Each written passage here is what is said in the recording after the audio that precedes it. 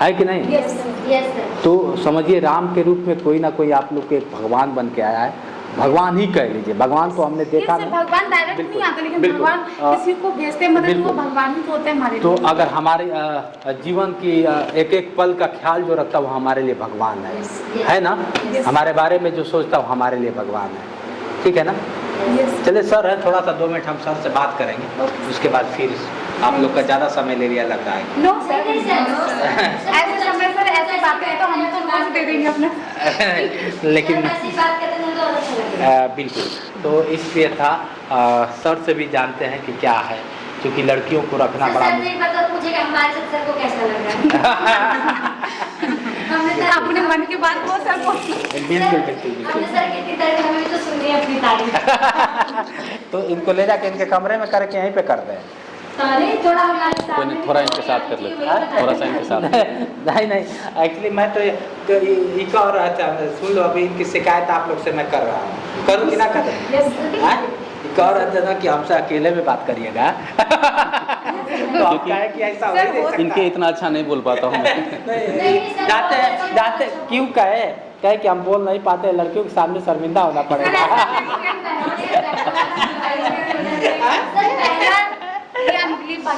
बिल्कुल, हाँ। बहनों के सामने तो भाइयों को निडर भी रहना चाहिए।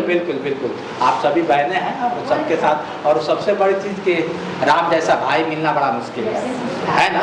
मैं तो सिर्फ इतिहास में राखी का त्यौहार भी हमें सेलिब्रेट होगा। कोई भी त्यौहार, मतलब हम ज़्यादातर बच्चे बिहार के हैं, तो बिहार की संस्कृति है तो हम अच्छे से जानते हैं, तो हम हर फेस्टिवल यहाँ पे मतलब सेलिब्रेट करते हैं। जैसे राखी वाला हमको भेजिएगा, मैं अपने पे चलाऊंगा, और मौर्या जी आप बोल के भेजिएगा एक इंटरव्यू लेके हमारे, मैं खुद अपने चैनल पे चलाऊंगा, ठीक है ना? एक अलग से वीडियो बना के भेजेंगे कि ना? अरे आप लोग राखी बांधते हुए भैया को भेज दीजिएगा, ठीक है ना? बहुत अच्छा मनाते हैं। ये सर पूजा जी को बहुत सारे गिफ्ट मिले थे। सर बहुत सारे मुझे चॉकलेट भी दिए, पैसे भी दिए थे। अरे चलिए देखिए आज हमारे बीच में है, अब लोग कहते हैं ना कि जीवन तो जी लेते हैं, हर शख्स अपना जीवन जी रहा है, ठेला वाला भी जी रहा है, डीएम भी बैठा है जो कुर्सी पे वो भी जी रहा है, अगर बात कर दिया जाए तो पीएम साहब भी बढ़िया से जी रहे हैं, है कि नहीं? भले बीबी को छोड़ दिए है कि नहीं? लेकिन देश को चला रहे हैं ना, तो ये भी महानता है कि नहीं? अब योगी बाबा कहते हैं कि हमने सब कुछ त्याग दिया, कहते हैं कि नहीं कहते हैं, लेकिन राजपाट को नहीं त्यागा। तो चलिए उन लोग की अलग मर्यादा है, लेकिन हम लोग जिस जिंदगी में जीते हैं, बैटल फॉर ब्लाइंड फाउंडेशन की अगर बात कर लिया जाए तो ऐसे शख्स बहुत कम मिलते हैं। ये सही है कि गलत है? सही है ना? तेज बोला करिए महाराज। ठीक है ना? तो आज हमारे बीच में है डायरेक्टर जी कह लें, या फिर इनके संचालक कहें, या फिर इन लोगों के भाई कहना, या फिर इनको सर कहना, या गुरु कहना, बहुत कम लोग ऐसे मिलते हैं। पहले तो स्वागत है आपका। Thank you. थोड़ा सा हमारे दर्शकों को आप परिचय अपना बताते हुए बता दीजिए कि आप हैं कौन, कहाँ से आते हैं, और एक कैसे मन में आया कि मुझे नहीं बैटल फॉर ब्लाइंडों के लिए अगर बात कर दिया जाए, लोग अलग हटा की बहुत सारी कैटेगरी होती है, एक ब्लाइंडों के लिए कैसे आपके मन, आप ब्लाइंड है नहीं, भगवान ने बहुत अच्छा दिया है, कैमरे के बैक में पता चला कि आपके पूरा फैमिली डिफेंस से है, और आप इस तरह की सोच कैसे रखने लगे? मेरा नाम राम कुमार है जी, और मैंने स्टार्टिंग एजुकेशन बिहार से किया, डिस्ट्रिक्ट बेगूसराय से। उसके बाद घर में मैं बचपन में देखता था कि जब भी मेरे पापा घर से निकलते थे तो मम्मी तिलक करती थी, और एक फौजी फैमिली होते हुए उस समय बचपन में नहीं पता था कि मतलब मम्मी ये क्यों करती है, पापा 1 साल में आते हैं, और उस समय चिट्ठी चलता था। लेकिन जब 99 का करगिल स्टार्ट हुआ तो उस समय फील हो चुका था कि कुछ चीज़ें ऐसी होती है देशभक्ति टाइप। और उसके बाद पापा मेरे आए नहीं, 1 साल तक छुट्टी नहीं मिला, पूरे गांव में हो सब जगह पता चल गया कि अब वो शायद वापस नहीं आएंगे, क्योंकि टेलीफोन वगैरह नहीं था। तो जब मैं मम्मी उस समय रोती थी हमेशा कि अब वापस नहीं आएंगे, चिट्ठियाँ नहीं, तो उस समय मुझे धीरे धीरे पता चलने लगा, अच्छा देशभक्ति चीज़ है, ऐसा सरहद है, धीरे धीरे मैं समझने लगा। तो बचपन था, उसमें ख्वाब नहीं था कुछ, लेकिन लगा था कि हम भी पापा की तरह फौज में ज्वाइन करेंगे और देश की सेवा करेंगे। और जीवन आगे गया। 2011 एक मौका आया, उसके बाद मेरे ब्रदर का भी सिलेक्शन हुआ इंडियन आर्मी में, अभी वो एज ए JCO वर्क कर रहे हैं। 2011 में मुझे मौका मिला फ़ौज में ज्वाइन करने का, मैं गया, कुछ राउंड्स क्लियर हुए। जब लास्ट पड़ाव आया कि अब ज्वाइनिंग होने वाले हैं, सिलेक्शन होने वाली है, तो मुझे साइनस की प्रॉब्लम है। मैंने देखा था कि कभी मुझे ग्लेशियर जाना पड़ेगा, कश्मीर जाना पड़ेगा जहाँ बहुत ठंड है। एक चीज़ मैं समझ चुका था कि ज़िंदगी से कभी धोखा नहीं करना है। मैं शायद फ़ौज के लिए नहीं बना हूँ, मेरी तबीयत ख़राब हो जाएगी, हेल्थ ख़राब हो जाएगी, शायद मैं नहीं कर पाऊँगा। लेकिन उस समय था कि लाइफ में कुछ न कुछ अलग करना है, सब लोगों से हट के अलग करना है। क्योंकि मैंने अपने फादर को देखा था, अपने ब्रदर को देखा था, और वो मौका आया मुझे कोविड के फर्स्ट वेव में, जब मैं खुद अकेला था और मुझे भी कोविड हुआ था। मेडिकल स्टोर पे दवाई के लाइन में लगा था। उस समय मैंने 2 सीनियर सिटीजन लोगों को भीख मांगते हुए देखा, ऐसे दौर में जब सन्नाटा हर जगह था। और वहाँ जब मैंने उनको देखा तो जहाँ दुकानें नहीं थी, बंद थी, वो वहाँ भी हाथ फैला रहे थे। मैंने एक प्रण लिया उस समय। मुझे वैसे पता था कि शायद मैं नहीं जी पाऊंगा, कि हर जगह मौतें हो रही थी उस समय। बिल्कुल। मुझे लगा कि अगर मैं ज़िंदगी में जीऊँगा तो सिर्फ इनके लिए जीऊँगा, ब्लाइंड सोसाइटी के लिए जीऊँगा और इनके लिए काम करूँगा। कुछ दिन के बाद सब कुछ सही हुआ, मैं ठीक हो गया। उसके बाद मैंने कुछ ऑर्गेनाइजेशन ज्वाइन किया एज ए वॉलंटियर, जहाँ से कुछ बच्चे यहाँ भी हैं, जो बच्चे वहीं मुझे मिले थे। और मैं सच बताऊँ तो ज़िंदगी में मैंने इन लोगों से ही सब कुछ सीखा। आज भी मुझे कुछ करना होता है ना, मैं इन सब बहनों से पूछता हूँ। मेरी अपनी बहन नहीं है, मैं कभी कभी ईश्वर को थैंक यू भी बोलता हूँ कि अच्छी बात है कि मेरी अपनी बहन नहीं है। इन लोगों के साथ मैं काम करता हूँ, इन लोगों से पूछता हूँ हर टॉपिक पे कि बताओ अब मुझे क्या करना चाहिए तुम्हारे लिए, और मैं क्या कर सकता हूँ। और ये कारवां आगे चलते गया। और मुझे नहीं पता था कि मैं अपना ऑर्गेनाइजेशन स्टार्ट करूंगा। सब लोगों ने सजेशन दिया कि आपको कोई ऑर्गेनाइजेशन स्टार्ट करना चाहिए। फिर कुछ मिनिस्ट्री ऑफ डिफेंस के कुछ अच्छे लोग मिले, जिन्होंने एक नया नाम दिया, बैटल फॉर ब्लाइंडनेस फाउंडेशन। और उन्होंने प्रॉमिस किया कि मैं अपनी दूसरी पारी, एक तो मैं सरहद की सेवा कर रहा हूँ और मैं अपनी दूसरी पारी आप लोगों के साथ स्टार्ट करूँगा। उन्होंने सपोर्ट किया। और सपोर्ट जब स्टार्ट हुआ तो एक गर्ल्स हॉस्टल से स्टार्ट हुआ, बहुत सारी बहनें आई और हमने हाथ थामा। कुछ गर्ल्स के सिलेक्शन मिनिस्ट्री ऑफ डिफेंस में हुए, कुछ के सिलेक्शन बैंक में हुए। ये कारवां आगे जाता गया। और मेरे पास रेफरेंस का सबसे बड़ा वजह होता है कि जब ये बहनें किसी को बताती है कि एक ऐसा ऑर्गेनाइजेशन है बैटल फॉर ब्लाइंडनेस फाउंडेशन, जहाँ पर रहने खाने के अलावा हर महीने स्कॉलरशिप भी दिया जाता है और भी बहुत तरह के सपोर्ट किए जाते हैं जो और जगह आपको शायद नहीं मिल पाएगा।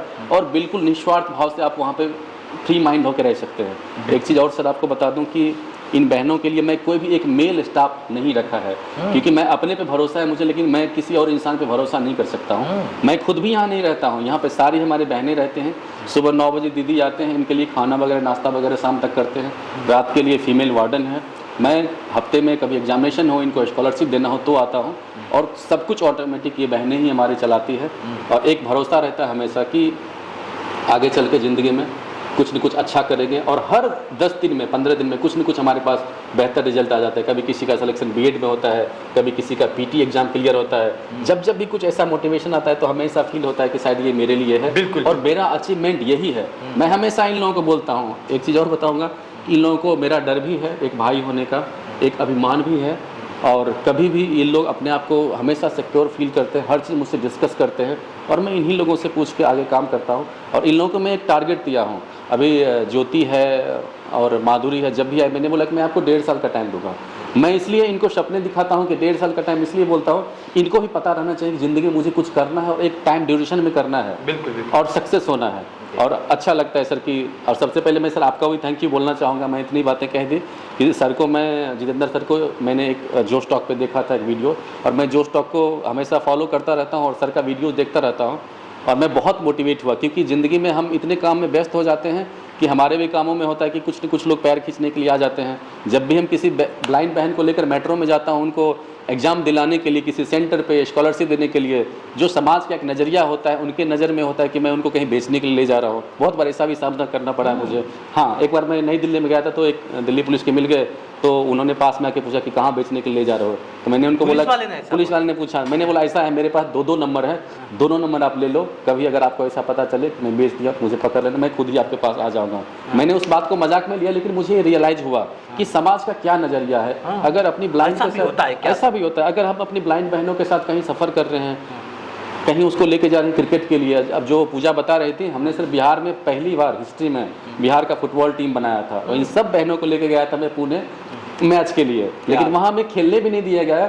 एक भेदभाव कि आपके पास गोलकीपर नहीं है, आपके स्टेट का होना चाहिए। लोगों ने इतनी भी सिंपैथी नहीं थी, लोगों ने ये भी नहीं दिखा कि अरे ब्लाइंड लड़कियां हैं, कहीं से उठ के पहली बार आए हैं। देखिए एक चीज़ मैंने भी इस चीज़ को आभास किया कि अब लोगों के अंदर जो कहते हैं ना कि जो भावना होती है, अरे यार दिव्यांग है, समझ रहे हैं ना, ये चीज़ें खत्म हो गई हैं, समझ रहे हैं ना। लोगों के अंदर से मतलब जो कहते हैं ना कि थोड़ा सा भी इंसानियत रह गई है, नहीं रहे। आप जैसे बहुत, मैं ये नहीं कहूँगा कि सबके नज़र से ख़त्म हो गया, आप जैसे लोग भी हैं जो क्या होता है कि एक इंसान के जो रूप होता है उसको जगा के रखे ना, तो हैवानियत छाई है सर। जैसे आपने अभी फिर कहा है कि कभी ब्लाइंड बहनों के साथ जाने के बाद लोगों की थिंकिंग में ये आता है या तो इसे बेचने के लिए लेके जा रहा है या फिर इनके साथ गलत कुछ करने के लिए जा रहा है, ये है ना, ये तो आप जानते हैं और आपका आत्मा जानता है कि आप इनको साथ कैसा। जैसे आपने फिर कहा कि नहीं किसी क्या होता है कि मेल को नहीं रखा हूँ, सारी यहाँ पे जितने स्टाफ भी हैं अगर आपके तो सब फीमेल है, तो ये बहुत बड़ी आपकी सोच है।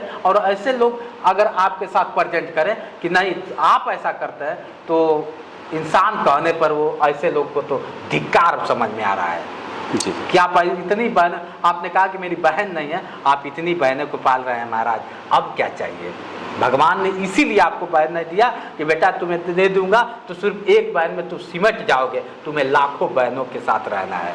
और आज इतने अच्छे लोग कार्य कर रहे हैं सर, आपको सैल्यूट है कि आप आर्मी नहीं ज्वाइन किए, आप क्या होता है कि आपकी बहन नहीं, लेकिन इन लोगों के साथ मिल के जिस तरह से आप जो कार्य कर रहे हैं समाज में एक अलग संदेश दे रहे हैं सर। और आप जैसे लोग रहेंगे ना तो ऐसे तमाम बहनों की कहीं ना कहीं अलग इतिहास लिखा जाएगा, आप जैसे लोगों से अलग इतिहास लिखा जाएगा, इसे बताने की जरूरत नहीं पड़ेगी। और आप जैसे, और आपको देखकर लोगों को क्या होता है कि एक अलग संदेश भी जाएगा कि अगर मैं कुछ कर नहीं सकता हूं तो कम से कम आप जैसे राम जैसे भाई के साथ तो खड़ा हो ही सकता हूं। तो हो सके तो कुछ लोग खड़ा भी होंगे जिसके अंदर थोड़ी सी भी इंसानियत होगी तो कि आप इतना बड़ा काम कर रहे हैं। तो आपसे भी मिलकर बहुत अच्छा लगा मुझे।